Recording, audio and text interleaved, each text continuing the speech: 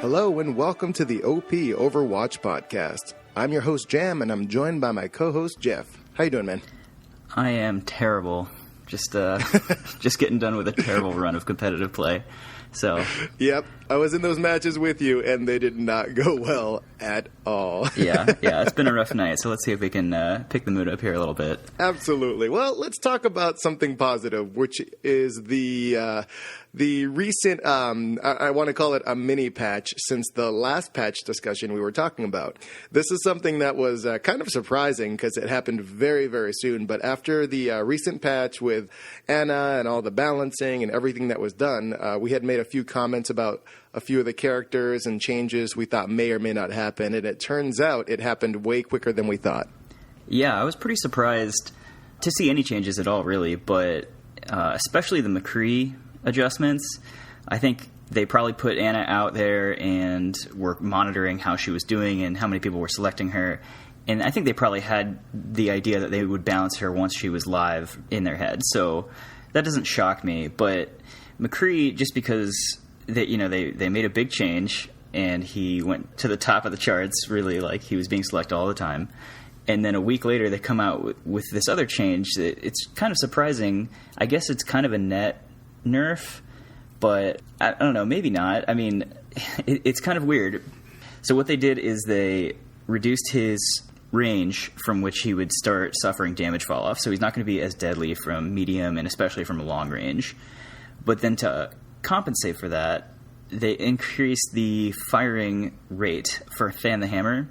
So that fires the 6 shots much quicker, and also you can recover from throwing the flashbang faster. So really what they did is they made his alt fire more viable and his damage from long range less viable, which feels like they probably are trying to set him into the role that they really want him in, which is to counter flankers. But yeah, I don't know. It's just kind of surprising to see it happen that quickly.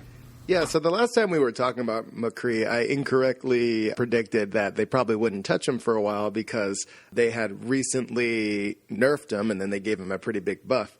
And then we see this again, another change. So it's clear that McCree is a character that Blizzard is putting a lot of focus into balancing, especially for the competitive scene.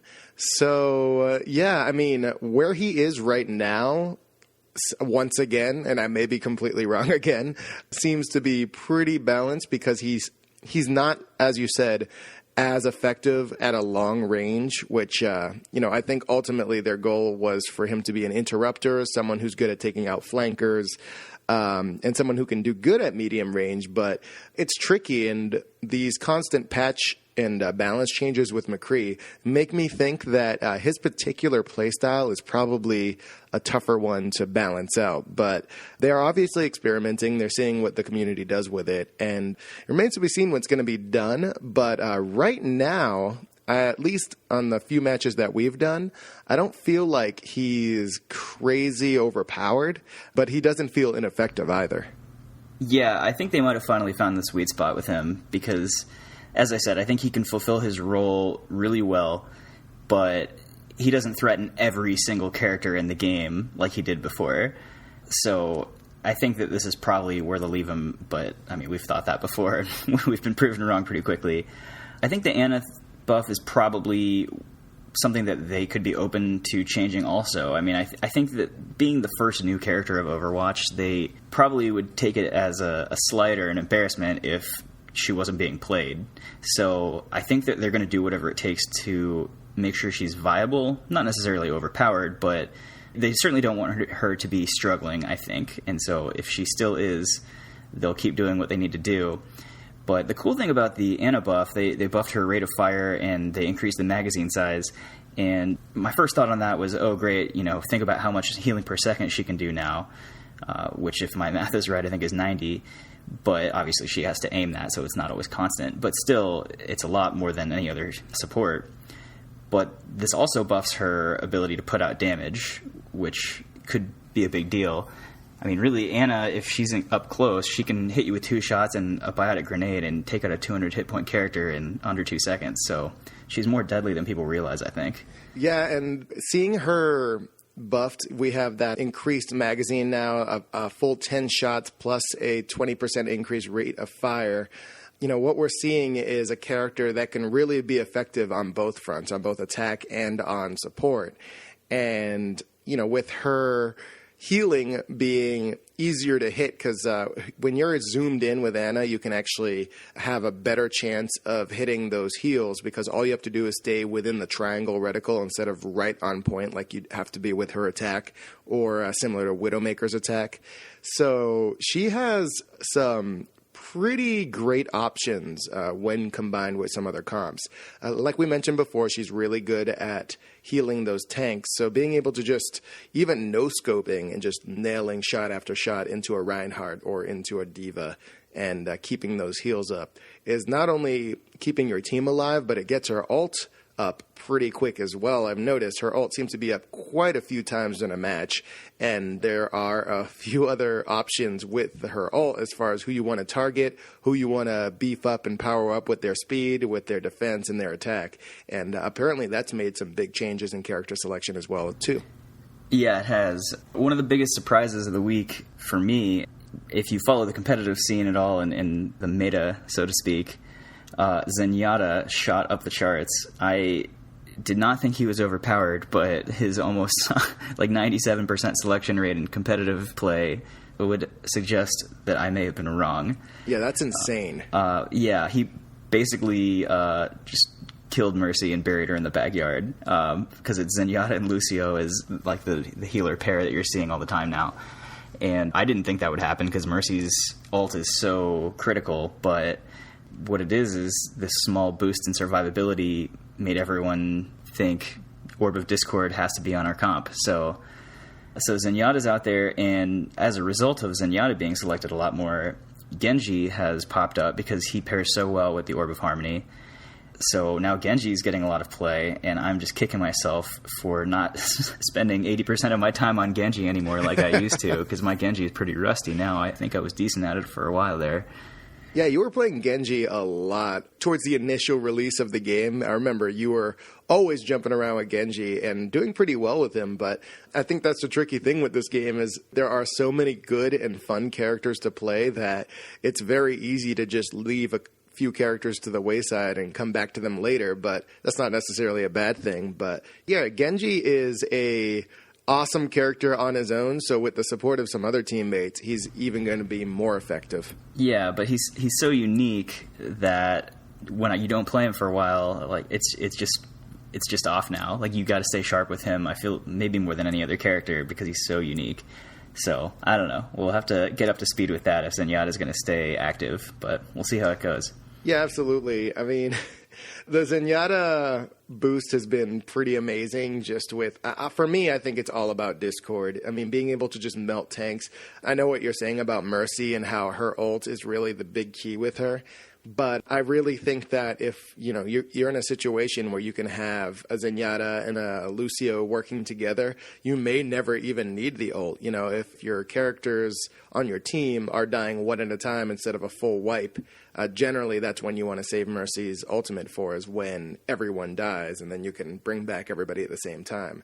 So it's interesting. And like we said, we kind of were talking about this last episode. It's the addition and rebalancing of any character is going to affect every other character on the roster. So seeing how these 6-man teams are put together and what you're doing as far as healing versus damage, it's really interesting. And I love to see it because, especially on the competitive scene, which is, arguably what you want to use as a model for the highest potential of these characters. And you can really see that there's a lot of going back and forth on what the best strategies are. But what I like is that we're not seeing a single team comp that this is the way you win, which I feel was a little more the case in previous patches. Yeah, I think that was the case for a little while. I can almost tell you the exact comp that the high-end teams would pick for the most part. I mean, obviously, it would vary a little bit by, even which checkpoint they're at. But yeah, Mercy was always there, so that's definitely been shaken up now, and I think it's worth noting that Mercy's maybe fallen to the wayside because these other healers can heal without worrying about it. Like, you can put the Orb of Harmony up and do other things, and Lucio can do whatever he wants, and he's healing or speed boosting, so Mercy's the only one that has to really spend all of her time and all of her effort healing people, and that could be a disadvantage if she's no longer the highest burst healing character in the game either. Yeah, I completely agree. And man, I would love to talk more about just the comps. I feel like maybe in the future we should definitely dedicate an episode to just maybe different popular or recommended team comps, because I think that is definitely a topic that is not necessarily argued, but debated. There's disagreements. There are certain players that definitely have their comps that they like to stick to. I know that when I've jumped in many of the games, especially competitive games, you'll have a lot of your random teammates that get paired up with you suddenly barking orders of who you should pick and who you should pick based on which maps. So there's definitely some theories out there of what's the best way to go about it. And with every patch, it's going to change. But it's really interesting, and I think that's one of the more unique aspects of this game. Yeah, we'll definitely have to get into that some more in a future episode. That might have to be its own episode and might get a little heated. So we'll see how that goes. Yeah, maybe we'll do a little drinking beforehand. Or during. Or during, yes. Well, yeah, let's. That'll be for a future episode. For this episode, let's get right back into our character breakdowns. We've covered quite a few characters already, but today's episode I'm kind of excited for because the two characters that we chose today actually pair together very well, and even on the both casual and competitive scene are generally picked together as sort of a great combo, and we'll explain why in a little bit. But let's introduce our first character, and that is one of the favorite tanks in the game. We're going to go with Reinhardt. I am the hammer of justice. So Reinhardt Wilhelm is he's kind of a self-proclaimed knight. He is the oldest member of Overwatch at 61 years old, which is insane because he initially served Overwatch in the beginning into his mid to late 50s. So this guy is, I don't know if there's any other way to put it, he is insane in every aspect of the word. He is just this gigantic, tall, jacked dude from Germany, and he wears a full suit of armor and carries a gigantic rocket hammer as well. So, yeah, it is a character that is very intimidating in every way, but also probably the biggest, lore-wise, he is the biggest representation of justice, of truth, of honor, and, just protecting the weak. And he is probably the loudest voice in Overwatch. So he's a welcome addition to this roster and very unique compared to a lot of the other characters. Reinhardt is awesome. I'm really glad that they put a character like this in the game. And I mean that both in terms of the playstyle and the personality. He's a lot of fun to play, and his voice lines are awesome, so it's worth going through the whole list. But he's really cool because he feels like he's right in the middle of the action. So when you pick Reinhardt, you're kind of the core, the foundation of the team. People know that if they get behind you, you're going to protect them, and you're going to lead the charge, you're going to lead the push. So it's a really cool character, and I think he's been considered kind of the main tank since launch. Because of the nature of his kit, although that could be in question now with D.Va's recent changes that may be threatening that role. They kind of can do the same thing a little bit, but in different ways. So we'll see how that ends up playing out. But at the very least, he would still be a good option, even if he's not the best option, clearly, anymore. Yeah, it's interesting because I feel like he was definitely, as far as the tank role, he was king for quite a while. Generally, it was just considered he was a must pick. This dude is ridiculous. We'll go into detail on his abilities, but just to kind of cover him generally, he has a hammer, which it makes him, I believe, the only short-range character. Like, he has to be close to really do any damage, with the exception of one of his abilities. So he is somebody that needs to be close, but he could take a lot of damage. He has a health pool of 300, and then he has on top of that an armor of 200, making for a total of 500 total HP, which is what you'd expect from a tank. He can last long, he can take a lot of damage, that armor is great, and on top of that, he can do a lot of damage at close range.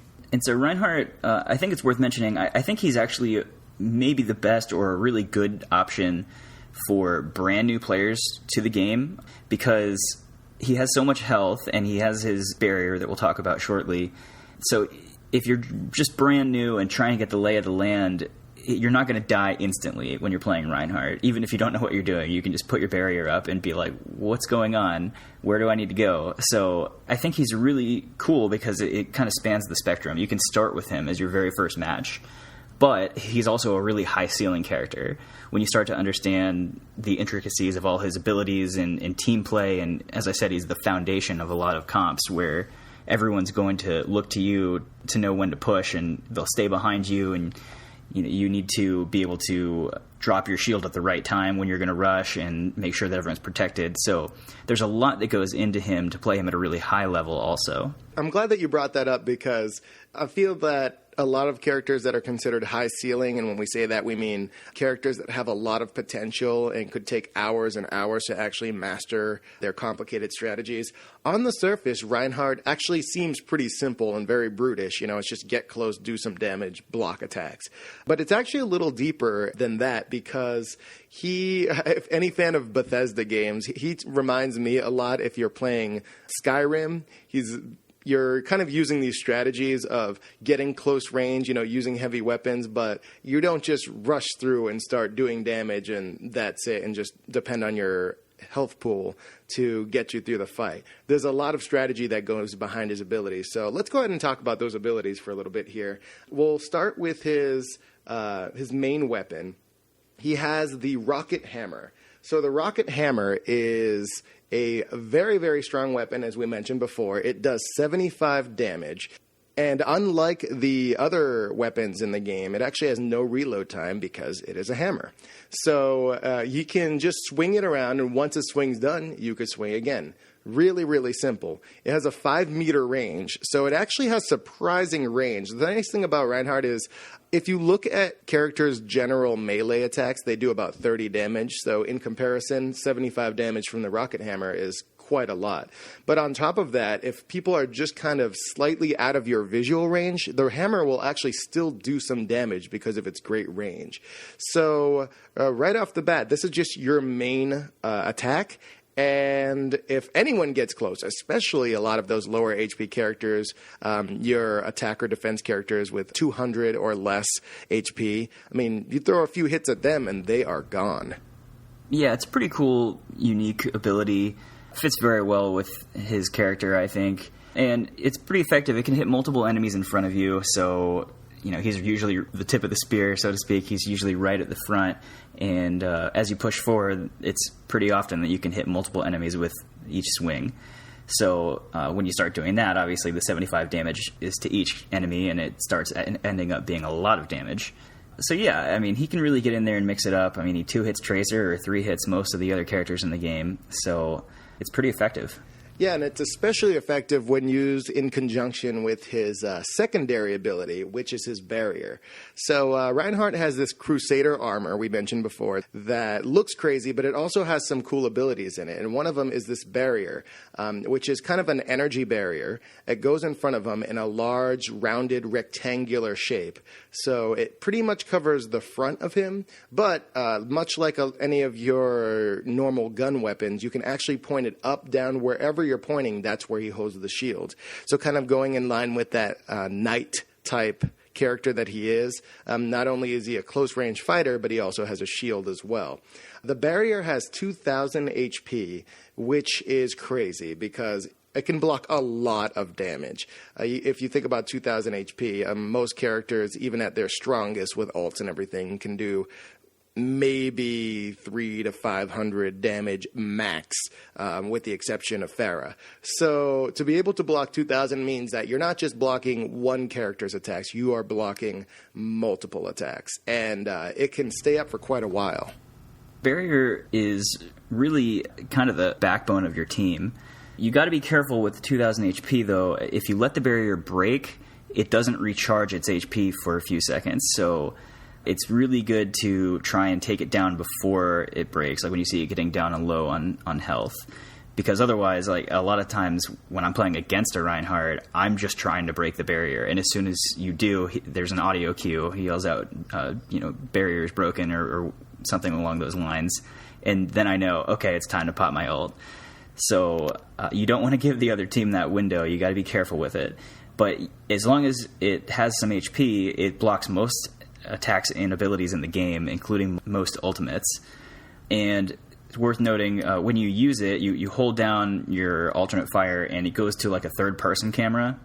So that's pretty helpful when you're trying to make sure that you're protecting not only yourself, but your team. So you can see exactly where the edges are. So you got to play around with it, but it's a really effective and awesome ability. Yeah, it's pretty cool that it goes into third person. That's one of those little game mechanics that I think people kind of overlook. The camera will back up and show Reinhardt fully as a character. Not only do you get to kind of see that, but it widens the viewing angle for the player as well. So you can kind of see a lot more than your teammates can in just the first person view. So that's a big deal, and that really helps with the defense. And Jeff is right. When the shield goes down, it takes a little bit. It has a cooldown of about 5 seconds before it'll start recharging again. Once it begins to recharge, it'll recharge 225 hit points per second when it's not deployed. So as long as you're not using it, it'll recharge pretty fast. But the biggest thing, I think, when you're using it is that you are going to try to avoid the shield being broken. So if you see it start to go a little into the red, you may want to get behind some cover. That audio cue that Jeff talked about is very important. As a teammate, you want to listen out for that. And if you know the shield's going down, maybe as a teammate playing with Reinhardt, you want to get some cover too, especially if you're a healer. And if you can kind of manage that over time and give it some recharge, I mean, that barrier is a great way to keep the whole team safe.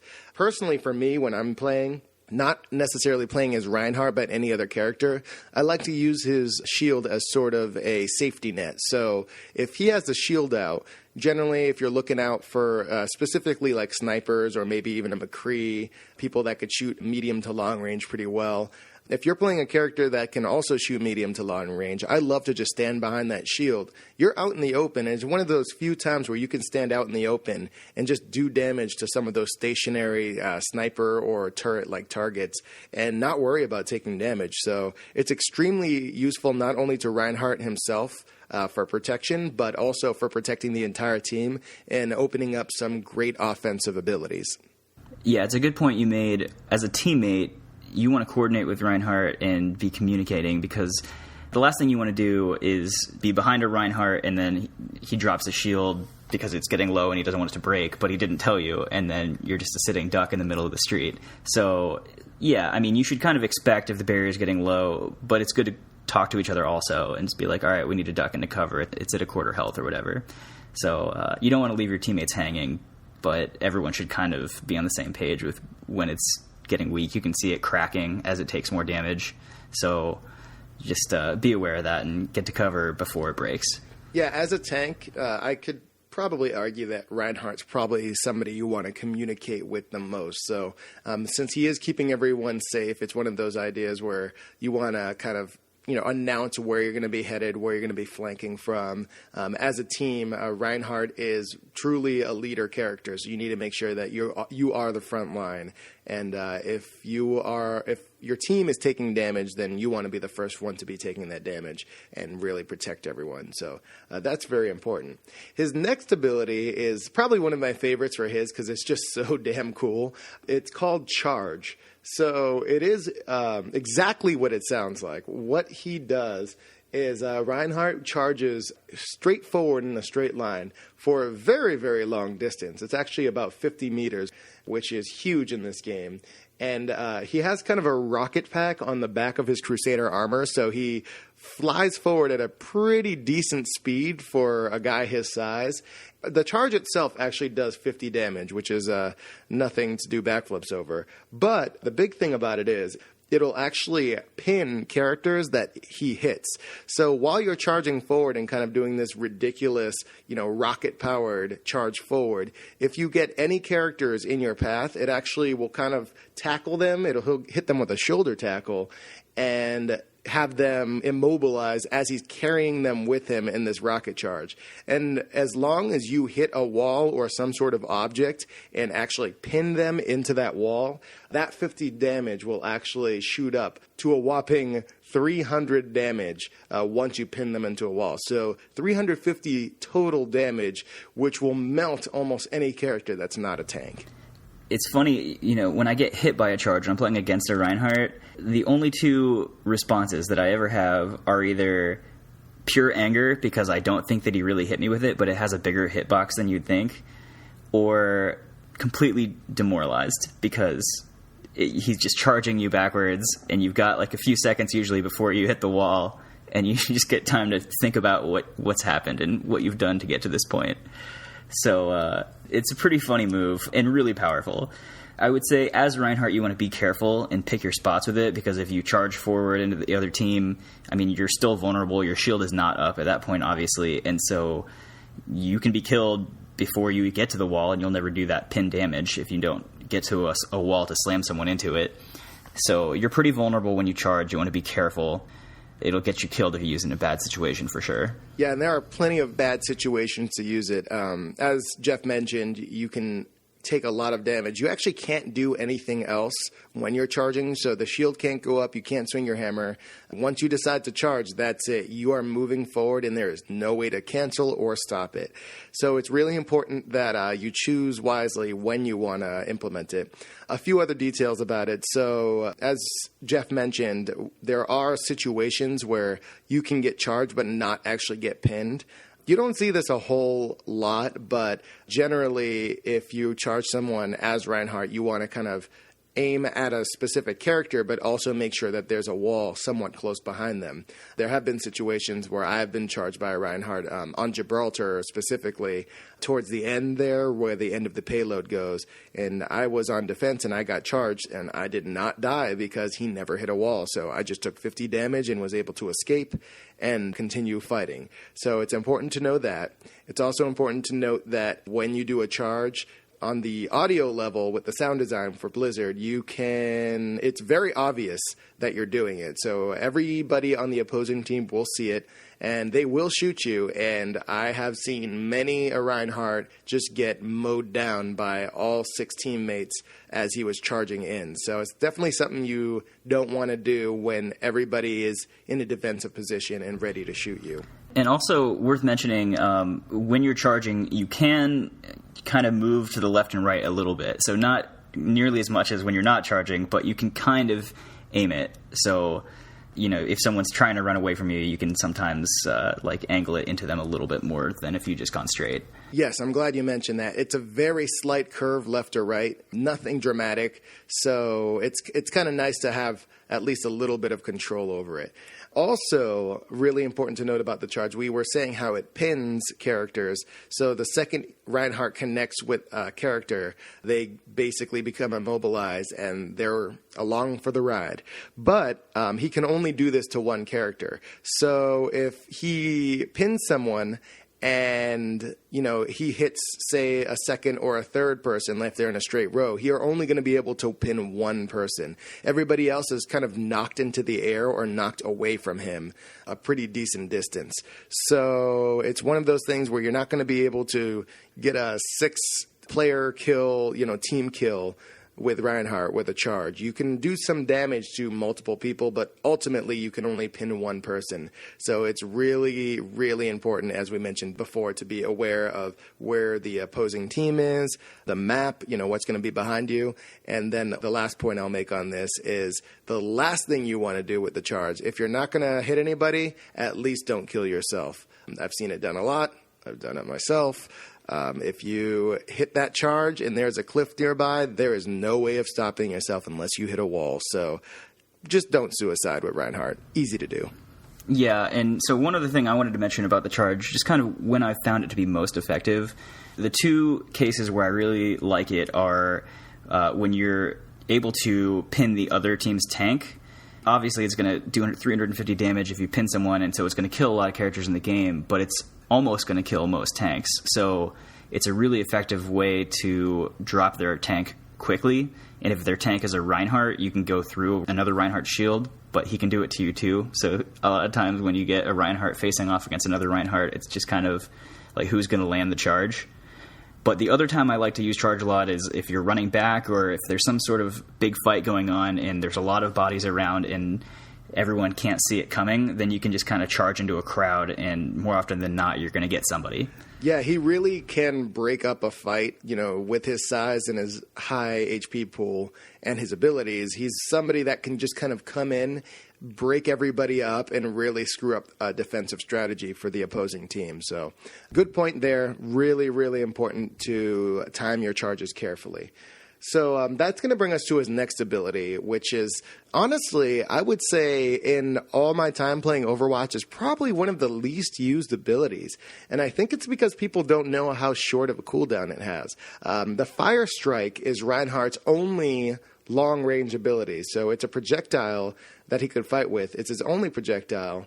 And it's actually a pretty decent move. It is a long-range attack that does 100 damage. So that's nothing to laugh at. That's actually pretty decent damage. And it only has a 6-second cooldown. So for a short-range character that's a tank, it's a pretty good ability. Yeah, Fire Strike is awesome. And you're right. It doesn't always get used by every player that plays Reinhardt as often as it should. The 6-second cooldown is really short, so you should be using this often. As you said, it's his only ranged attack, so as you're marching forward, it's always a good idea to throw it out there. It will go through pretty much everything in the game, including other Reinhardt's barriers and other players, so if you throw it down a hallway and there's 4 people lined up, it's going to hit all 4 of them for that 100 damage. So I love Fire Strike. I use it constantly. It's a great way to hit people that are running away from you because you only have a hammer, and so if you're not in melee range, they can just kind of kite you around. But yeah, it's really effective. I love this move. Yeah, it's a great move, and I think, now that I think about it, I think one of the reasons that I feel a lot of people forget about it is when you're Reinhardt and you're playing as a tank, you generally get into this kind of hammer or shield mode where you're like, okay, I need a block. Now do damage. Block, do damage. And you just tend to forget that, hey, he has a long-range option as well. And with such a short cooldown, I definitely recommend using it often. Like Jeff said, it'll actually go through another Reinhardt shield as well. It'll actually go through Winston's shield also. So it's a move that can, move through a lot, everything except for other obstacles or walls. So the second it hits a wall, it's going to stop. So make sure you're aiming correctly with it. Sometimes I like to just throw it out into small hallways that I know other characters are in. Maybe if they're a sniper or something and they're going to pop out, and you time it right, you actually might be able to do decent damage or even kill them if they're at low health. So it's a nice little surprise to be able to throw out with a tank that's generally considered close range and you're safe from when you're far away. So yeah, use this move often. It's really, really good, and in conjunction with his hammer and his shield, it's actually a pretty good kit for a solid tank. And that's actually going to bring us to his ultimate, which is interesting. You'd think as this beefy dude with a giant hammer that Reinhardt would have the most destructive ultimate ever. But it actually doesn't do a whole lot of damage, but it does do something that can absolutely ruin an opposing team's strategy. Reinhardt's ultimate ability is Earth Shatter. Now, Earth Shatter is a move where he brings down his hammer. Reinhardt actually yells hammer down, so everybody, your team and the opposing team included, is aware when he uses it. He slams his hammer down and creates kind of a fissure in the ground that spiders out in a kind of cone in front of him.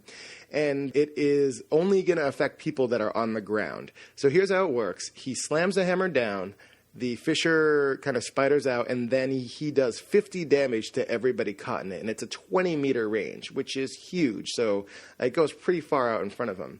Now, you're going to think, 50 damage isn't a whole lot of damage. And you're correct, it isn't. However, what it does is it knocks down everybody who gets affected by it, who's standing on the ground, and then they're on their back for a few seconds. So this is pretty ridiculous because it's a multi-hit move that can immobilize the opposing team for an extended amount of time, basically making them sitting ducks for all of your teammates, and Reinhardt included. Yeah, Earthshatter's funny because it's one of those things where whenever you have it ready, it becomes in the back of your mind, it's like you're constantly looking for that window where the whole opposing team is in a straight line in front of you, because you can have some really great earth shatters. I mean, you can wipe out another team if you come around a corner and they're all set up there, and you can get 5 or 6 of them. I mean, you yourself may not be able to kill all of them, but you can probably get 3 or 4 of them. But this also is a great sinking ult to use with a teammate that can use a high damage ult and clean up, because the stun is really what this is all about. So it's fantastic for pairing with ults like McCree, Pharah, Genji, anyone that can run in there and just capitalize off the stun. Yeah, and even if it's just Reinhardt alone, I mean, you could probably get a good pop of a kill or 2 easily, especially with some of the lower HP characters. I generally like to aim, if I can, aim to the healer. So if there's like a Mercy or Lucio in front of you, you hit them with that Earth Shatter and you destroy them, and suddenly you break the entire team's formation now that they don't have healers. Oh, yeah, because with the hammer that you have, it kind of pairs well with that, where you're already in their face and you just run forward and you're hitting several characters at a time, usually for 75 damage each. So it's more than enough time to kill a 200 HP character, or as many of them as you can hit in one swing. And maybe not the most damaging combo, but if you want to be really disrespectful, you could hit an Earth Shatter and, maybe hit 4 or 5 people in front of you and then just go right into a charge.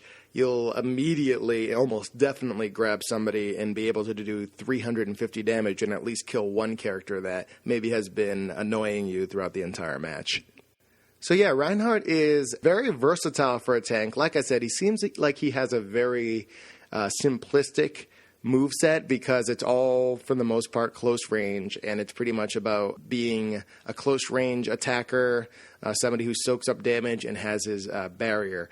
But there are some pretty advanced strategies you can use with him. So, Jeff, when you're playing with Reinhardt, what are some strategies, comps, maybe map-specific tactics you use when you're playing Reinhardt? Well, I mean, he is very versatile because it's almost always valuable to have a Reinhardt on the team. I think he excels on payload and assault or point capture maps on both attack and defense, just because those are more methodical, I think, where both teams group up and you just kind of push. And so that's where you get the most use and the most effectiveness out of the barrier. So I think he's a little bit maybe less effective or less popular on like the King of the Hill maps, where it's a little bit more mixing it up and less like coordinated pushing. But I think he excels against other tanks for the most part, especially if you can land a charge. But yeah, I mean, it doesn't really make a ton of sense to talk a lot of one-on-one with him. I mean, I've gotten into a few one-on-ones against other tanks, but that's really more about ego at that point, because neither of you are really helping your team. And he's mostly about protecting teammates. So I think he's really effective at protecting teammates from an enemy comp that has a lot of direct damage, like a Torbjorn or Widow or Soldier. You can protect people.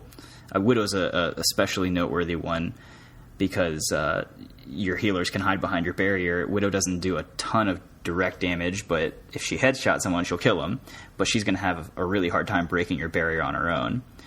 So conversely, I would say that Reinhardt is weak in a few situations, not many, because he really is the backbone of the team, or the foundation that they kind of build around. But I would say that the hardest thing for Reinhardt is protecting teammates from maybe characters like Pharah or Junkrat or flankers that can get around you, make you turn, do damage from different directions, or lob it over your barrier like Junkrat.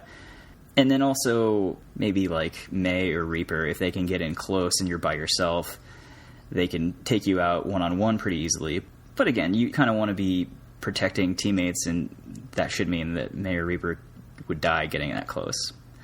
So, I don't know. That's kind of my give and take with him. I know you've put a lot of time into him as well. What do you think about his strengths and weaknesses? I would agree with you that his barrier is probably going to be his most useful ability that he has. A couple of things to note about the barrier. It does block pretty much almost all projectiles, but there's some things to note about it. Other opposing characters can just walk right through it. So it's not going to block any melee attacks. It's not going to stop other characters from physically getting to you.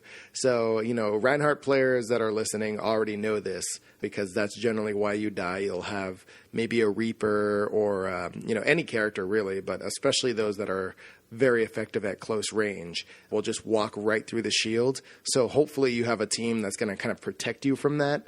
But keep that in mind. Also, there's a few attacks that go right through it. We did mention another Reinhardt's Fire Strike will travel straight through.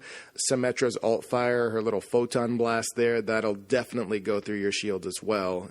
That's actually one of the benefits of that attack. So it's slow enough where you can kind of avoid it as Reinhardt, maybe drop your shield and move out of the way. But keep in mind that maybe an opposing Symmetra may use that as a kind of opportunity to have you drop your shield. And also, really important as well, me as a Winston player, I know this very well. One of my favorite things to do as a Winston player, I'd say number 1 is killing Widowmakers. Number 2 is hitting a Reinhardt with my main fire, my Tesla cannon. It's that kind of electric gun that he has. That move goes through the shield. And I do feel like a lot of people that play Reinhardt are not aware of that, because they will just keep their shield up while I'm just ticking down damage. And even though Winston doesn't do a lot of damage over a short amount of time, if you're a Reinhardt that just has your shield up, Winston will kill you. So keep that in mind. Your shield is not doing anything, and you are not getting damage from some unknown source. That is Winston killing you. So if you want to be effective with Reinhardt and you see a Winston get close, it might be a good idea to drop your shield and start fighting him with the hammer. But the key thing really is knowing when to put up your barrier and not. Keep an eye on the health of your barrier. It's both on the bottom HUD and it is also on the actual main reticle. There's a little number there that shows you how far your shield has been taken down. Generally, what you want to do is if you're playing Reinhardt and you're protecting your team, obviously that should be priority number 1. But there's certain characters, I would say specifically Bastion. If you see a Bastion in turreted form shooting at you, you're going to want to pretty much get your team to find actual cover and put your shield down, because Bastion is probably the most effective way to eat through Reinhardt's shield. So he's a great counter to Reinhardt in turreted form. And just keeping your shield up and protecting maybe 1 or 2 people against a Bastion isn't always the best idea. So, especially if you're going to need it for a push later. So, depending on some of your other teammates to take care of a Bastion, maybe throw a Fire Strike at him. A Bastion has 200 health, so if he's at full health, you can get him down to half health and at least get him out of turreted form with a well-placed Fire Strike. But ultimately, it's really about managing the barrier, managing your health, of course, and trying to be a force to be reckoned with, really, really close range, but also really focusing on blocking your teammates. Yeah, that's a good point about the fire strikes for a character like Bastion. I think stationary targets are great for that, like Torbjorn turret, same thing, or if you see Junkrat throw a trap on the ground, you can usually get it with a fire strike. It's got a bigger hitbox than you'd think. So it can be really effective for taking out things like that. Also, one of my absolute favorite things to do with the Fire Strike is to take out Junkrat's ultimate Riptire, because that has 100 health, and so a Fire Strike will one-hit it. So do that, because it'll save your team. But yeah, you mentioned Winston's Tesla cannon goes through it. It's funny because I feel like a lot of Reinhardt players are prone to what could best be described as spazzing out.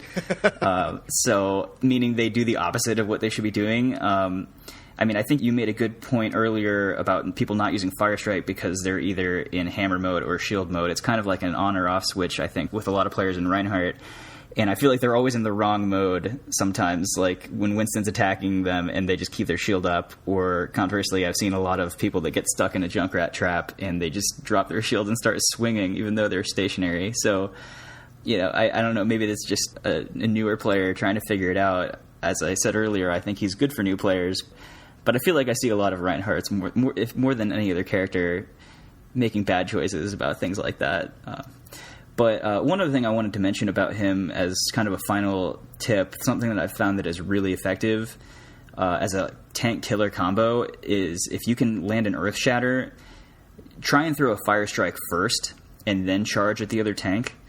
That combined damage if you can land the Earth Shatter for 50, Fire Strike for 100, and then charge them and pin them, is 500 total damage. So that's going to wipe out everyone but Roadhog. So it's a really effective combo. It's going to kill the other team's tank more often than not, and then from there, I mean, the Earth Shatter hopefully hit other teammates and you can clean up, but that's been one of my favorite combos to use with him. Yeah, that's actually a good point you bring that up. My go-to, and I feel like a lot of people's go-to, once you land a successful Earth Shatter, is just to start swinging your hammer. But once again, don't forget to use that Fire Strike. I mean, that's easy 100 damage to characters that are literally just laying in front of you. Since you're talking about some specific strategies and combos with Reinhardt, I'll just kind of throw in some that I actually have to use a little more often. One thing to keep in mind is another Reinhardt, if they use Earth Shatter, you can actually block it with your Reinhardt's barrier. So that's important to know. Even though it kind of goes underground and it's more of a ground-based move, you can block it with a barrier, so that's important to know. Also, when two Reinhardts both charge each other, which I'm not going to lie, I've seen that a lot more than I thought I would. But if two Reinhardts charge at each other, they'll actually cancel each other out and both fall to the ground and be kind of incapacitated for a short amount of time. So that's pretty funny. But yeah, there's a lot of different options for him. Some kind of other cool trivia with Reinhardt is his Lionheart skin. Jeff, you might be a little more familiar with this. I don't know. But apparently it's the Lionheart legendary skin is fashioned after the Alliance faction, which I don't actually think you played for in WoW. So that might not mean anything to you. Horde for life, man. But no, all of his skins are really awesome, actually. I think if you're talking about just quality of skins, Reinhardt probably has the best of any character. Just every single one is really cool, I think. I'm partial to the Paragon, which I'm pretty sure is modeled after a Paladin, but all of them are really cool. Yeah, and an interesting thing to note, I think it's just one of those little details that Blizzard puts in, is if you look at Reinhardt's skins, especially his legendary skins, you'll see a lot of the detail is kind of focused on the rear of Reinhardt, so his back, his kind of jetpack and everything, and I think that's done because a lot of Reinhardt's playtime is spent putting your barrier up. So what does the barrier do?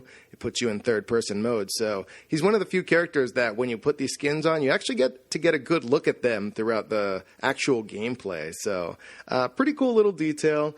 Let us know what you guys think. I know there's a lot of strategies with Reinhardt. So what I hear you saying is that you like checking out Reinhardt's backside. Is that am I hearing that correctly? I don't remember saying it that way, but that's what I heard. I'm going to ignore that inflammatory comment and move on with this character breakdown. You guys, let us know. God, you've thrown me off now. Let us know what you guys think. If there's any strategies that you have with Reinhardt that we may not have mentioned. He is way deeper of a character than he seems on the surface, so just keep that in mind when you're playing as him. Don't be a hero and jump in without your teammates. He's definitely more of a team-based character. You can flank with him, you can be a damage dealer, but ultimately I think that the goal is to keep your team alive and to really be the center and the leader of your comp. So try him out, let us know what you think, and play Reinhardt. He is badass. The doctor will see you now. So our next character is the quintessential healer of Overwatch. We are talking about Angela Ziegler, or Dr. Angela Ziegler, a.k.a. Mercy.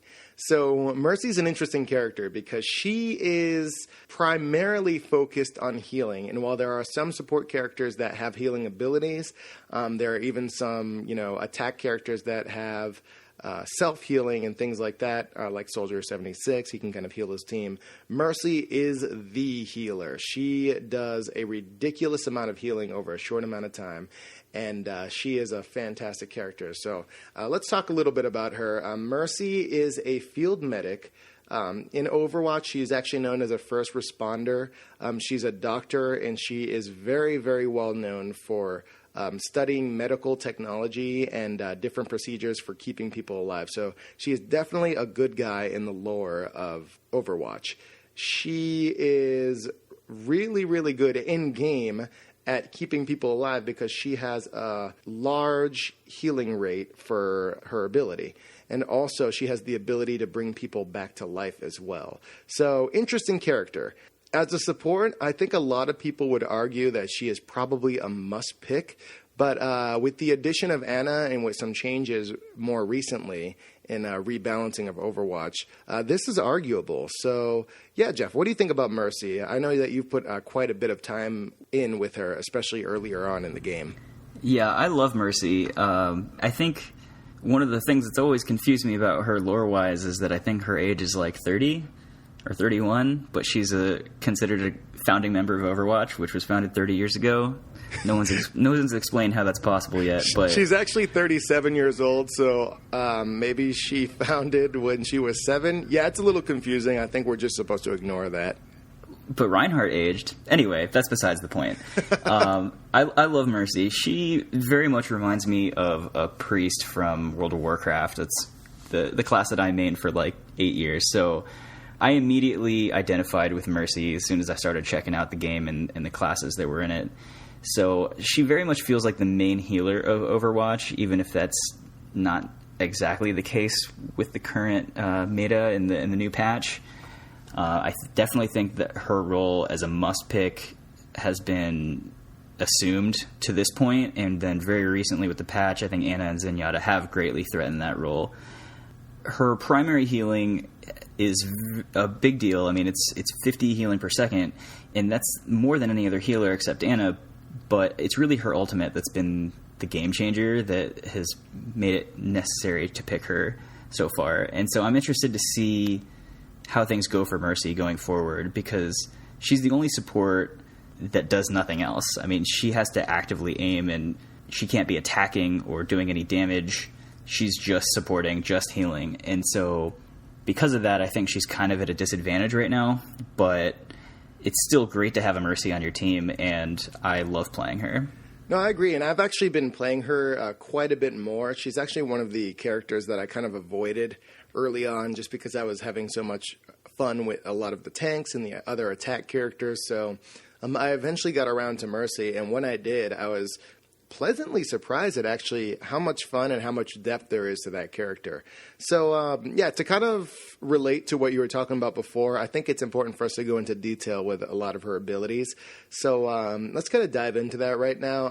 Mercy has the Valkyrie Swift Response Suit, which is that kind of armor that she wears, and it allows her to perform some interesting abilities on the battlefield. So she has her main weapon, or, weapon to a degree. I don't exactly know how to pronounce this, so any language majors, feel free to correct me. She has her Catechist Staff. So the Catechist Staff is pretty much what you're going to be using with Mercy pretty much 95% of the time. This is her staff that she actually can do both heals and damage buffs with. So we'll talk about the heals first. What she can do is she can heal 50 HP per second with her heal. So if you have that staff out, you can heal 50 HP per second and just hold it. So that's her kind of her main fire, her left click if you're on PC, and it's pretty much going to be the fastest heal in the game, with the exception, as Jeff was talking about before, of Ana.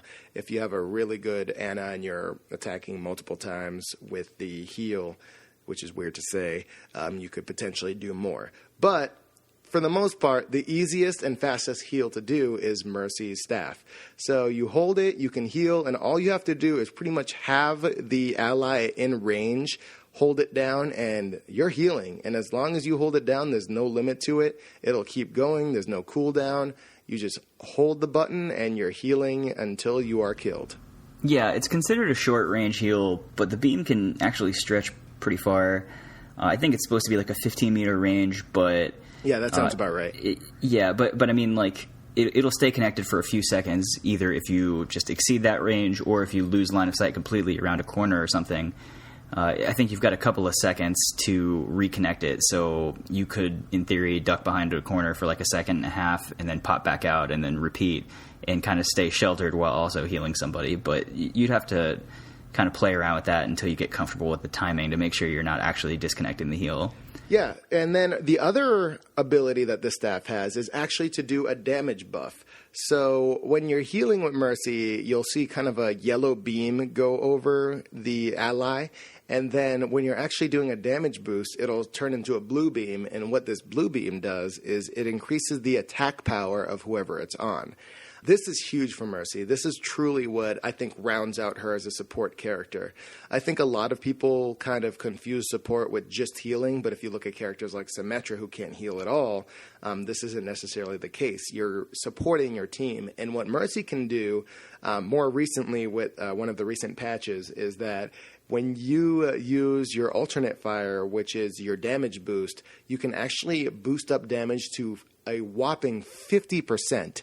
50% increase in damage. So even your highest damage dealing characters, you put that beam on them, it's going to do 50% extra, and that is huge for Mercy. The damage boost is awesome. It's the same mechanic as the healing stream, so it'll stay connected out of line of sight for a second and a half or so. It no longer stacks with multiple Mercies. That's kind of a recent adjustment, but they did boost the damage to 50% when they did that. It's really awesome. It should always be up if everyone's at full health. You don't need to overheal people. That's the best option is the damage boost, and it works for all allies in all situations, including ultimates. So keep that in mind. If you've got a Pharah that's about to ult, you can fly up to her and damage boost her, and hopefully that wipes the other team out even faster. Yeah, it's actually kind of cool and surprising when I first played her, because I knew she had a damage boost, but until I actually got my hands on her, I wasn't exactly sure how it worked. And it's nice because as a main healer character, it's kind of nice to have this ability to help out your team if they are fully healed. You know, if your team is fully healed, like what else are you going to do? Yeah, and I see a lot of Mercies in random games especially that are running around with their pistol out, but that is not going to do more damage than 50% increased damage to an actual damage-dealing attack character. So I get it if you join a game by yourself and you just want to shoot some people with a pistol. It does charge your ult a little bit faster, but really if you're trying to help your team, this damage boost is way more damage than you're going to put out with that pistol. Yeah, that's a good point. So let's talk about the pistol for a second. It's called the Catechist Blaster. It has a clip of 20, so you have 20 ammunition, and then you can shoot about 5 rounds per second. So similar to Diva's light gun, you can actually shoot it pretty quickly, and it does about 20 damage. So by no means is it a super effective attack, although I have on the very, very, and I repeat, very rare occasion, seen Mercies that can actually take out some of the lower HP characters very quickly. So if you're a pretty decent Twitch player, you can do some damage with Mercy, but if you are primarily focusing on attacking with Mercy, then you're not doing your job as a healer, and she is really mostly effective as a healer. So the main thing you're going to be doing is healing and damage boosting with your staff. Very important to kind of keep your eye on the health and know not to get too addicted to that damage boost. I know it's very enticing to put that damage boost on, let's say, a Reaper or a Roadhog and just have them melt the opposing team. But if they're doing that, they're obviously going to get a lot of aggro. They're going to get a lot of people attacking them. So you want to make sure you're doing your primary job as a healer. Many different ways to play her. That's kind of the way I suggest doing it. I think that's going to keep the longevity on your team, but really play around with it and see what works for you. Yeah, that's a good call. And I just really quickly, I have to mention that when I advise people to use the damage boost over the pistol, that is a little hypocritical because I'm also the hero Mercy that wants to try and flank people and a little overzealous. But I know I'm doing something bad when I do that. Like I know my teammates are glaring at me. So as long as you've got that little voice in the back of your head, then you're okay to do it once in a while. Well, it's not bad. I mean, if it's working, it works. But it doesn't usually work. Yeah, exactly. If it doesn't work, then maybe consider switching strategies. I actually follow this one guy on Twitter that apparently all he does is post up his gold eliminations and gold kills with Mercy. It's pretty funny because I can't even imagine what his teammates think. Well, what's interesting is all he ever does, he doesn't put up clips. He just puts the result screen and he shows, look, gold eliminations with Mercy. But I'd have to say probably 90% of the time on the very top left it says defeat. So chances are he's probably... Coincidence. Yeah, he's probably not doing a whole lot of healing. But hey, at least he's killing people, so whatever.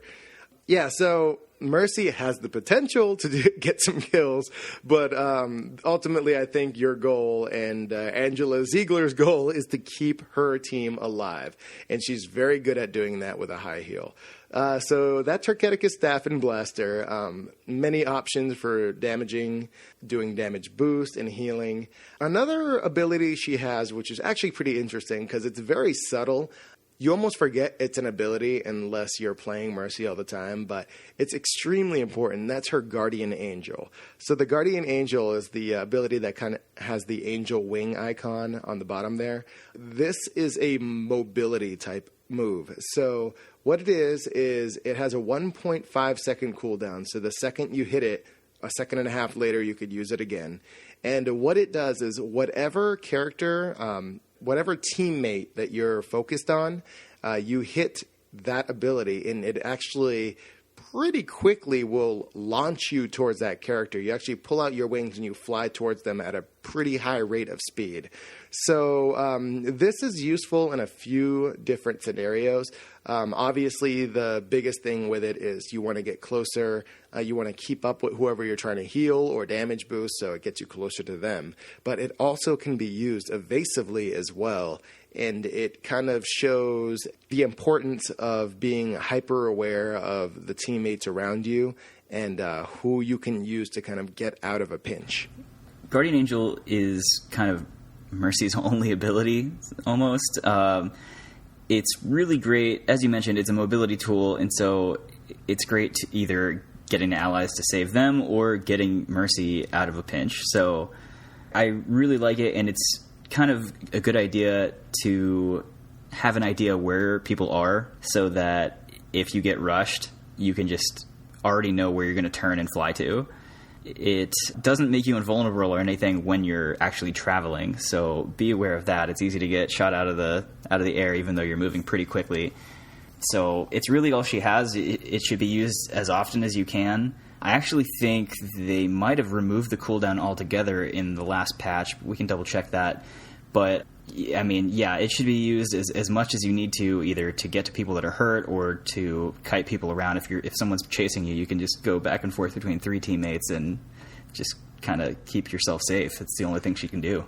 Yeah, and it's funny that you bring up it's the only thing she could do. We have a good friend of ours that plays in a lot of our matches, Dalen, who has major issues with Mercy's ability to survive. And I feel like Guardian Angel, while it is very subtle, is probably her only sort of mobility type move that can kind of keep her alive. But it's arguable, and we'll probably get into this a little later. But the biggest thing I feel with her, especially when I'm playing her, and I'm not the greatest Mercy player by any means. She's not my main, even close to my main by any chance. But it seems like as Mercy, it's very, very easy to die. I hadn't mentioned before, but she actually has a 200 health pool, and that's normally a pretty decent for a character that actually has some mobility options. But for someone who has very little way of defending herself other than depending on her teammates, Guardian Angel is pretty much it. Her next ability is Angelic Descent, which actually doesn't even have a cooldown. All it really is holding the jump button, and she can kind of glide and won't drop as fast. So using that in conjunction with Guardian Angel is a good way to stay in the air. But once again, Mercy moves very slowly with most of these abilities. So what do you think as far as her mobility? Because it seems that it's really hard to survive with her if your team's not protecting you. Yeah, I think her mobility is a little bit lacking, but as we mentioned a little bit earlier with the pistol, you don't really want to be off on your own as Mercy. So that's why she pairs so great with Reinhardt, but just in general, you want to be with your team as Mercy. You are no good to anyone off by yourself, and so the ability fits in the sense that it gets you to your teammates. You're not going to kite someone around like Lucio, you're not going to blink anywhere, but it's debatable whether or not it's not enough. I mean, they did also recently increase her mobility when she's using her ultimate, because that was getting a lot of complaints that she had to stand still when she did that. So they've taken some measures to address it, but I think that's been overlooked by the fact that Zenyatta got a big buff and Ana got added to the game. Yeah, it's going to be interesting to see how they kind of balance everything out. Mercy, I think, is the quintessential healer in the game. So they're going to want to make sure that she, at least I think, they want to make sure that she dominates in that realm. If you're going to play Mercy, you should feel like you are pretty much the character that's keeping your teammates alive. And being killed most of the time and spending a good chunk of your game, running back, especially on some of those more lengthy levels like Gibraltar or Route 66, where, you're running almost seemingly half a mile to get back to your team and heal them. And one of the things we mentioned before, I know in our Zenyatta episode, is that healers actually have the ability to see their teammates at all times, even through walls. So you can kind of see through a color system and through their animations that they have, how much life that they have, and it's a green, yellow, red critical sort of system. But I will say, playing as a healer, especially with Mercy, trying to run back to your team and just seeing 3 or 4 critical icons on the screen and they just slowly go down as you're trying to get back to them, does get frustrating. So it remains to be seen. But Guardian Angel is great at running back faster because you can jump to other allies that are in front of you. If you're nearby your allies. So hopefully at least one other person died with you and you can kind of follow them. Maybe somebody faster like a Tracer or a Genji. Sure. More often than not, Mercy's the first one dead. I'll give you that. Yeah. And honestly, that actually makes a lot of sense. I think as an opposing team, if you see a Mercy on the screen, you should aim for her. The biggest mistake you can make, especially with Mercy and her ultimate ability, which we're about to get to, you're going to want to make sure she goes down first. So let's get to that right now. We talked about her staff and blaster. We talked about her mobility moves, which are her Guardian Angel, allowing her to target allies and fly to them quicker, and then her Angelic Descent, where she can kind of stay in the air a little longer with a glide mechanic. But I think the number one reason people pick Mercy is for her ultimate ability. A lot of people know it as Heroes Never Die, which is what she says when she uses it, but the ultimate ability for Mercy is Resurrect. And Resurrect is, there's no other word for it, it's amazing.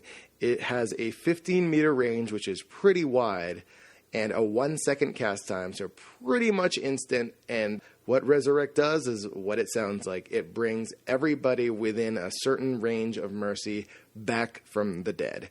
So the way this works is when you die in Overwatch, and much like a lot of other FPSs, you get killed and then you have a few seconds in which you can spectate or you can watch, how the opposing team got you killed. A lot of the times if you're calling foul, you can kind of watch from the first-person view of your opponent how they killed you. During this window of time, which is a few seconds, if you are in that window, Mercy can bring you back to life with her ability Resurrect. And what this will do, she'll scream, "Heroes never die," and then you come right back to life with about a second or two of time where you're invulnerable and you kind of get a chance to kind of figure out what's going on in the field. And then all of a sudden you are back, you are at full health, ready to fight again. And this is an amazing ability for the longevity of your team. I think maybe in past episodes I've become prone to exaggeration about how good people's ults are, but this ult really might be the best ult in the game because no matter what another team did to wipe your team out, whether it's the greatest Genji ult ever or Zarya Graviton and then Pharah ulted and everyone's dead, then you just see Mercy come flying in and Resurrect and everyone's back alive. So it's just an absolute game changer. As I mentioned before, I think it's the number one reason that she's been considered a must-pick to this point. There's a UI indicator, so you can see on your screen how many people are going to get the res. So, and you can also see, if you look in the direction of their corpse, there's like a little bar that winds around. So you can see how much time you have left to get them before they go back to spawn. So if you've got a few seconds left and you've got another ally that's almost dead, sometimes it's beneficial to wait, and then you can get the extra person. But you'll have to kind of play around, and it just takes some experience to get comfortable with what all that means and getting that processed in the middle of combat. But yeah, it's an absolute game changer, and the thing about it, as I mentioned before, Mercy's usually the first target because of this. Mercy has to be alive to use it. So You might want to kind of get in the habit of healing from cover. If it seems like an encounter is going south, sometimes it's best to stop healing the last person if 4 other teammates are dead and just let the last person die, and then just get all 5 of them really quickly. But the most important thing is the Mercy has to be alive to use it. Yeah, and that ult is very important because I think it really, and this is where the balancing aspect of it is kind of debatable, because Mercy is very easy to kill and she doesn't have many mobility options as far as getting away, but this ult really balances it out quite a bit. Is it worth having a character where you spend maybe half of your time getting killed? I mean, you're very susceptible to damage and your team really has to protect you, and I think that's probably the most frustrating thing for Mercy players, is that you go down easily, and if your team's not protecting you, you're done. But is it made up by the fact that you can bring everybody right back to life after the opposing team, basically did a team kill or murdered everyone? It's that's a discussion that definitely is happening and that needs to happen. But I will say, and I agree with you, it is an ult that is very, very, very useful. I mean, it's one of those things that even when a team uses all of their ults, and you see that happen a lot, the entire team will do a push and use all of their ults at the same time. I think if you're fighting against a team that has a Mercy in their comp, it might be a good idea, especially if you have an ult that's more attack-based, to maybe hold on to yours, wait for the res to happen, and then use it. I know that that's been pretty effective for me when fighting against a team with a Mercy. But be hyper-aware about that, because bringing back the entire team back to full health like nothing ever happened is huge in this game. Yeah, one other thing to mention, it's kind of a combination of this and the Guardian Angel ability we talked about before, but you can Guardian Angel 2 corpses, and so when a teammate dies, you'll see like a little glowing cloud, I guess is the best way to describe it, over their body, and you can fly to that with Guardian Angel.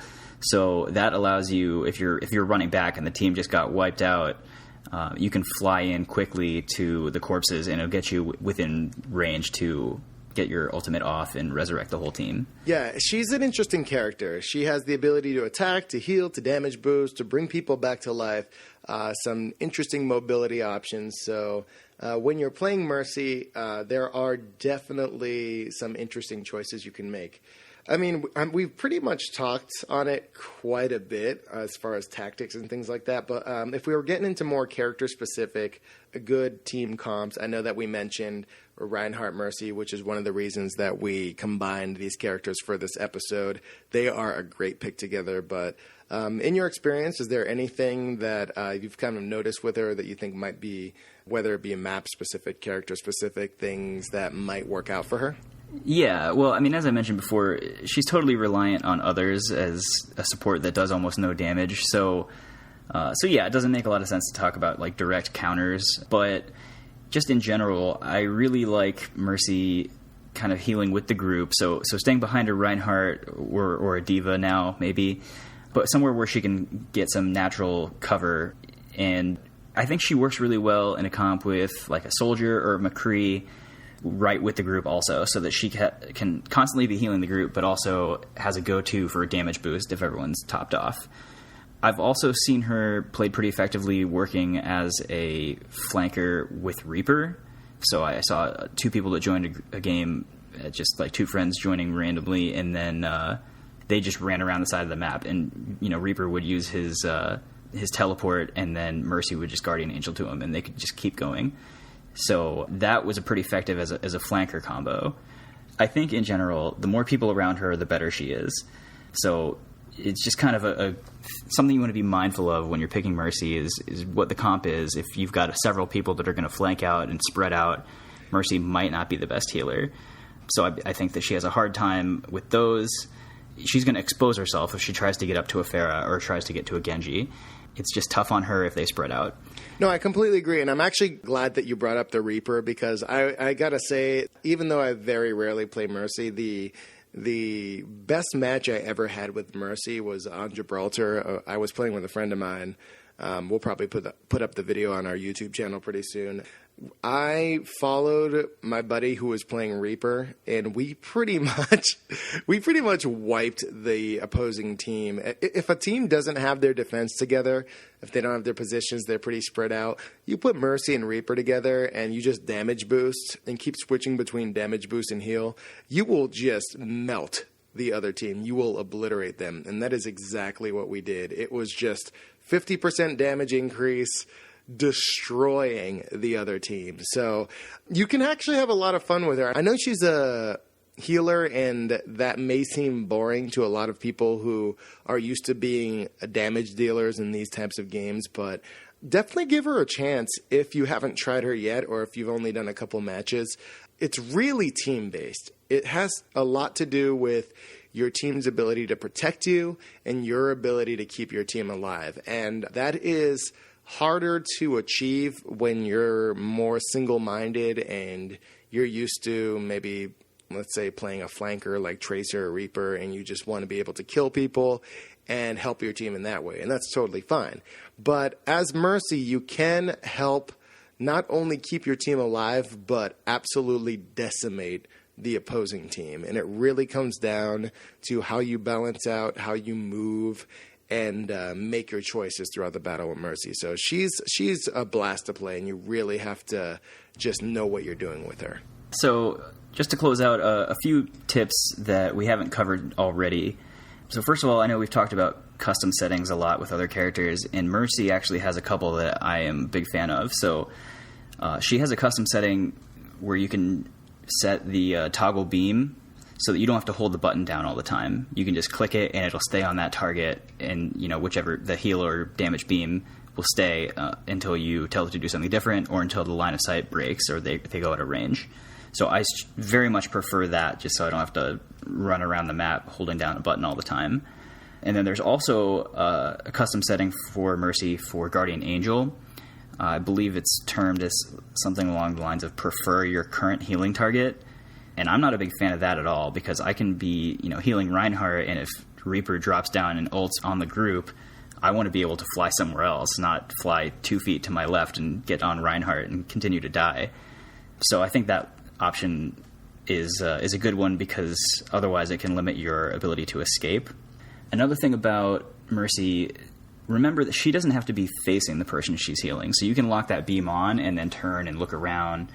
So because of that, she can be and should be the most aware character on the group. You should be scanning the battlefield constantly. You should be calling out flankers, just anything relevant. You have more opportunity than anyone else to look around. So just keep that in mind. Yeah, that's actually very important.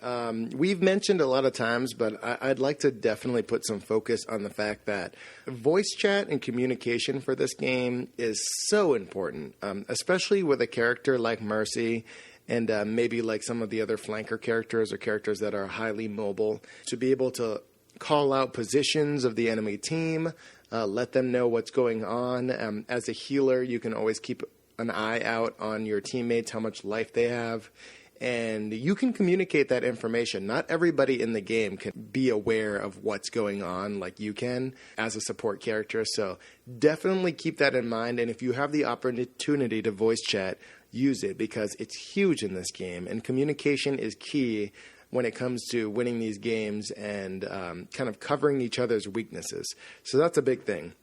Glad you brought that up. Also, a couple trivial things. I love this kind of stuff. So with Mercy's legendary skins, she actually has a couple cool things that she does.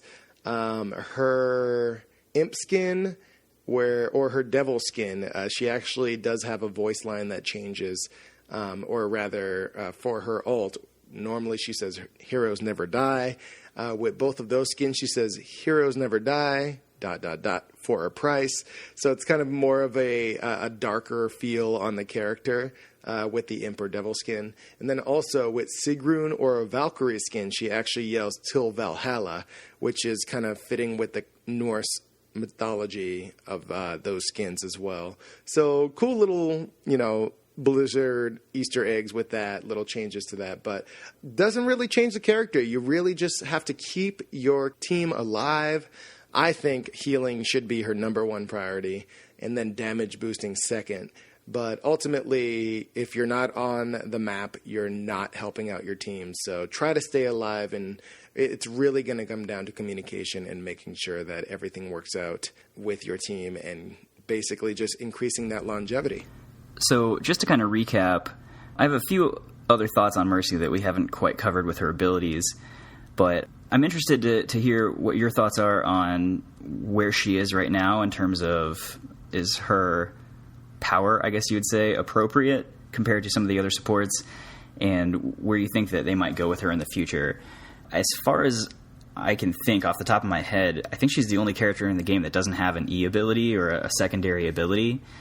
And I've heard some outcry about that from some frustrated Mercy players that we know. Do you think she needs one? I mean, obviously Blizzard's aware of that, and that's intentional, so I don't know if they're looking to add one, but do you think they should? Do you have any ideas for what she might need, I guess, to try and increase her survivability? Because that is the number one complaint I hear with her. Man, that's a tough one, because I feel that, yeah, especially with me, and God knows I'm not the best Mercy player by any means, but I will say that most of the time I play her, even during the best of games, I'm spending a lot of my time getting killed and running back because a good opposing team will try to kill Mercy first. Whether or not that needs to be fixed is arguable, because I'm not necessarily losing those matches. So it's really going to come down to, I think with Blizzard, they want to, as I mentioned before, make sure that every character that they create is fun to play. So if you're playing Mercy and you're getting killed all the time, that's not a whole lot of fun. And especially with these recent patch updates and these balances, you have some other characters like your Lucios and Yada and your Ana, who might not be necessarily better healers than Mercy, but they have better survivability because they can attack people. So, I don't know. That might be a good way to go, is maybe make her a little more beefy, maybe able to do damage, some way to balance it out where she has more survivability. But like we mentioned before, with that ult and her ability to bring back an entire team from the dead, that's one of those things that might make her a little overpowered. So it's tough to say. I think it's really going to come down to looking towards the meta stage, looking towards the people that are, the highest level of these characters in the competitive scene. Maybe she's balanced, but I don't know. It really remains to be seen with this, with every new character, with every new balance update that is thrown out there. I think that when I play Mercy, I would like a little more survivability. I feel that her inability to block damage or take damage or even get away from damage is pretty detrimental. And especially if she's your only healer, your team goes down. But when she's paired with other healers, she's pretty effective even in the short amount of time that she's in a match. So I don't know. What do you think about that? I know you've played her probably a lot more than I have. Do you think that she's pretty well balanced, or do you think that maybe she could use a little bit of a buff? Okay, so here's the thing. The reason that the calls for Mercy are louder than everyone else is because Mercy is the number one target of the other team. It's not because she's easier to kill than Ana or Zenyatta. It's because they want to kill Mercy before Ana or Zenyatta. So it's not necessarily a problem with her kit as much as it is a problem with everyone wanting to kill Mercy first. So I don't know if you need to buff a character based off of that. I mean, I think as far as what they could do, if they wanted to give her an ability, I mean, I always tend to think that they would borrow from WoW with some ideas. We didn't mention earlier, I don't think, but she does have a passive ability where she'll regenerate her health when she gets out of combat. Oh, yeah, that's very important. That obviously... Yeah, and that obviously doesn't help when you're getting focused down. So maybe they could remove that and turn it instead into like a small self-heal so that you could control it and you could burst that heal when you're getting attacked. Or maybe they could add something like a power word shield like the priests have in WoW, which would be a shield that you could put on yourself or others, and then you get a debuff so you can't have it again for X amount of time. So you can't keep stacking it, but as a burst it would keep you alive or an ally alive. But again, I don't know that they necessarily need to give her something. I get it. As a longtime priest player in WoW, I have been through every level of healer frustration that there is. I mean, leading 25-man raids where no one listens and going into arenas where you're just always the focus target no matter what. Oh, man, we're going deep. It sucks. It sucks. Yeah, I mean, you have to have a certain mindset to play Mercy, especially because she can't fight back. And I've been there in this game and in other Blizzard games, and I get it. But it's tough because she's so powerful. Like, on the other hand, when you're playing against a Mercy and there's just this big fight on a point right at the end of the game and it goes into overtime and there's like 2 people left on each side and then Mercy flies in and gets the full team res, and the game's over. You just lost because of what Mercy did. So, I mean, she doesn't feel weak to those people, and that's happened to me plenty of times. So it's really hard to say where the balance is, because I think that it's about perception as much as anything else. I mean, it sucks to play Mercy because you're going to get focused down, but you're going to get focused down because you're Mercy, because she's so important. Yeah, it's a difficult choice to make. Honestly, it's really going to come down to, I think, what Blizzard really looks at with their stats. Like we've mentioned before, there's been definitely a drop in Mercy picks on the meta with some of the recent balance and patch updates. So we'll see what happens. I think there might be a buff or some sort of adjustment that comes up, but Blizzard, much to my surprise, has been pretty on top of this, especially with characters like McCree, where they've consistently been changing them, in some cases week to week. So we'll see where it goes. We'll see. I think ultimately, like I mentioned before, Blizzard just wants all of their characters to be as playable as possible. So if there's something that's not fun, they're going to try to remove that in the most creative way they can. So yeah, if you guys have any theories on that, let us know. You could reach us on social media and by email as well. Let us know what you think. If you think Mercy is right where she needs to be, if she's ruined your life, or if you think as a Mercy player that they can maybe buff her in a certain way. There's a lot of ways they can go about it, but ultimately I think Mercy is the healer of the game. She's great. She can bring back your allies, and that is hugely advantageous to your team. So try her out if you haven't. If maybe you want to jump into some support, she is about as support as you're going to get. So let us know what you think. You can do heal, damage boost, some very basic attacks with her, but she's a great character, and I think she is a welcome part to any comp in Overwatch. So try out Mercy.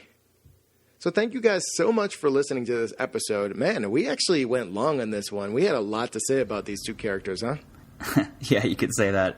I could vent about Mercy for a long time, but yeah, let's cut this out. I think it's actually almost 3 a.m, my time anyway. So yeah, crazy East Coaster. Oh, I know. Seriously, what's my problem? So that was Reinhardt and Mercy. Thank you guys so much for listening. This is, we can't stress enough. These 2 characters paired together are so great. I know we talked about their abilities individually, but pairing them together, you have Mercy, the greatest healer in the game, able to keep Reinhardt alive, who is also able to keep Mercy and the rest of the team alive. And then also able to damage boost, which makes Reinhardt even more of a menace. So 2 really great characters that pair together with each other and with other characters on the team as well. So if there's anything that maybe we didn't mention, or you have some feedback, agree, disagree, maybe have some new strategies we didn't mention, please feel free to contact us. Give us your feedback. We've really been enjoying the feedback we've been getting from all of you guys already. We know we have a lot of international listeners, a lot of people playing Overwatch. It's been a great game, and with every patch and with every new edition, there's just so much to talk about, and we can't cover it all in one episode. You can reach me on Twitter at HappyJamOP. And Jeff? I'm at TruthiterOP. And you can also reach me, if you're more comfortable, via email. I am happyjamop@gmail.com. You can also visit our website, oppodcast.com. All of our episodes, news, and other related material with Overwatch are on the website as well. We have a YouTube channel in the works. I'm getting a bunch of our episodes up on there as well. More interesting matches, some crazy stuff that's happened to us over the past few weeks with Overwatch, and just some awesome games and very tense moments. So thank you guys once again very much for listening. Thanks for your support. We look forward to our next character breakdown and seeing you next week. This has been the OP Overwatch podcast. I've been your host, Jam, and my co-host, Jeff, and we'll talk to you next week.